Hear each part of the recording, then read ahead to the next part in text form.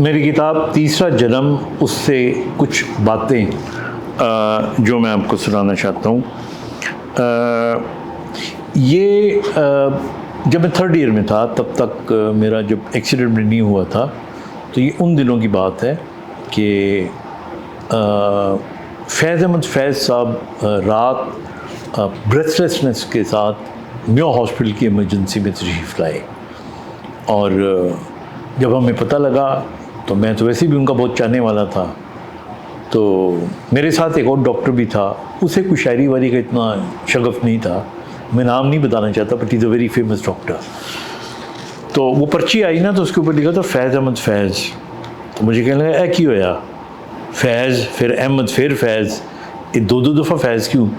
تو اس کو پتہ ہی نہیں تھا. تو میں نے کہا یہ بہت بڑے شاعر ہیں. تو ہم نے ان کو اٹینڈ کرنا شروع کر دیا. اس زمانے میں محدود وسائل تھے، تو ان کو آکسیجن لگائی. اس زمانے میں نیا ماسک لگانا شروع کیا تھا، تو وہ ان کے لیے ماسک لائے، آکسیجن دی، اور باقی جو بھی ہم کر سکتے تھے ٹریٹمنٹ کیا ان کا. اور پھر ہم نے ان کو ایمرجنسی سے شفٹ کیا ایسٹ میڈیکل وارڈ میں، بیڈ نمبر 1 پہ مجھے یاد ہے. اور وہاں پہ وہ پھر صبح ہم جب راؤنڈ پہ آئے، تو راؤنڈ سے پہلے آپ اپنے پیشنٹ چیک کرتے ہو تاکہ پروفیسر جب راؤنڈ کرے گا تو آپ اس کی کیفیت بتا سکیں. تو he was feeling much better. تو اب میں شاعر کو شاعر سمجھ کے، اب میرا دل چاہے کہ میں ان سے کوئی شعر سنوں. تو وہ تاڑ گئے. تو انہوں نے اپنا ماسک ہٹا کے کہا بولیے. تو میں نے کہا سر کوئی شعر سنا دیں. تو انہوں نے مجھے ایک شعر سنایا جو ابھی تک یاد ہے.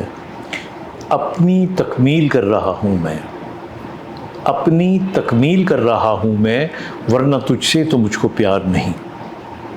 اچھا، اس وقت مجھے اتنا سمجھ میں نہیں آیا، لیکن بعد میں سمجھ آیا کہ جب آپ کسی سے محبت کرتے ہیں، کسی کے لیے قربانی دیتے ہیں، کسی کے کام آتے ہیں، تو اصل میں اس کو جو فائدہ پہنچتا ہے وہ تو پہنچتا ہی ہے، لیکن آپ اپنی نظروں میں بلند ہو جاتے ہیں. گویا آپ کی تکمیل ہو رہی ہوتی ہے.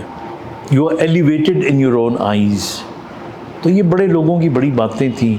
اور ہم جب ہاسپٹل میں ایمرجنسیز میں ہوتے ہیں تو ظاہر ہے جو بھی آتا ہے وہ دکھی ہوتا ہے. اینڈ ٹو ہیلپ ہم، that makes is very important for them. تو اس طرح کے اور بہت سے واقعات ہیں which I will share with you. Take care. خدا حافظ.